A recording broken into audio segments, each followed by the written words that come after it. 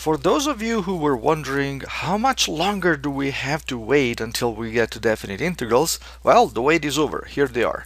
I'm sure you have seen them in high school, and so I'm sure that I'm talking about something that should be very familiar to you already. But remember, we're trying to go a little bit deeper into these issues, so try to understand its essence and try to become really familiar with the topic of definite integrals and master not only how to compute them, but also the understanding of what they are. Now, at the end of the last class, we were left with the idea of a Riemann sum. So just to recap, to construct a Riemann sum, what we do is, first of all, we'd slice our region. And remember, we're still dealing with a fairly simple region, which is pretty much a rectangle, except that the top edge is not straight and horizontal, but is some kind of a curve. So we slice it up into thin slices, and then we approximate each of the slices. So we draw some rectangles according to some kind of value which is of the function which is in that slice. And then what we're going to do is we're going to compute the area of the rectangle instead of the area of the region, and we're going to compute the area of the rectangle by multiplying its base, which we said is going to be delta x, and is going to be the same for all slices, times the height of the rectangle, which again is going to be the value of the function at some point. And then after we've done that, so we end up with again the area of each of the slices being f of xi delta x. And then we add up all the areas of all the rectangles, and so we come up with an approximation of the area of the region, which we call the Riemann sum. Okay. So we're still not at the stage where we actually know the exact area of the region.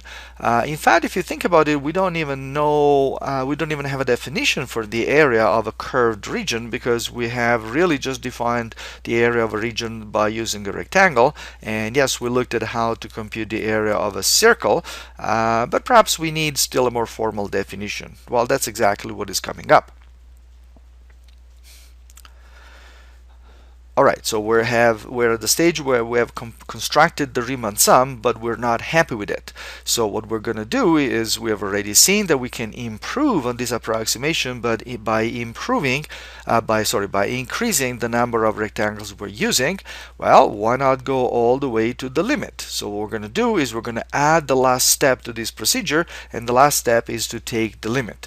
So what we're going to do is, instead of taking the sum from 1 to n, we're going to compute the sum of a huge and in fact an infinite number of these strips. Now you'll notice that as I'm getting these strips to be smaller and smaller, or thinner and thinner, and more of them, then the approximation becomes better and better. In fact, it's pretty hard to distinguish between the area of all these rectangles and the area of our region. However, it still may not be exactly the same. To get the exact value, what we're going to do is we're going to take the limit as n approaches infinity of this sum. Okay? So this is what we're going to call the Riemann integral, or also the definite integral.